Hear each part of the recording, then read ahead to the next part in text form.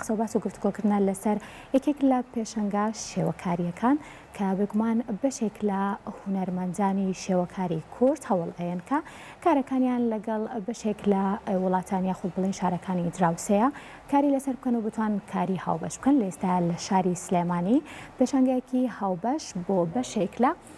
هونەرمەندانی شاری سلێمانی و هەروەها هونەرمەندانی شێوەکاری بابل بەڕێوەچێت کە بێگومان ئەمە یەکێکە لەو هەوڵانی کە چۆن بتوانرێت تەواوی هونەر جارێکی تر لە نێو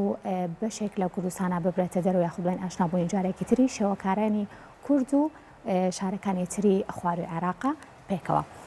دوێنێ شەممە 14/8/2021 لە شاری سلێمانی و لە گەلەری نیشتیمانی ئەمنە سوورەکە پێشەنگەی هاوبەشی هونەرمەندانی بابل و کۆمەڵێک هونەرمەندی سلێمانی لەژێر دروشمی 28/9 بەڕێوەچوو لە پێشەنگەکەدا 28 هونەرمەندی شاری بابل و 9 هونەرمەندی شاری سلێمانی لە ڕێگەی کاری هونەری تابلۆ سیرامیک پەیکەر بەشداریان لە پێشەنگەکەدا کرد کە مەشغوڵێکی ترە بۆ لێک نزیک بوونەوەی هونەرمەندانی بابل و شاری سلێمانی و بە هاوبەشی نمایشکردنی کارەکانیان.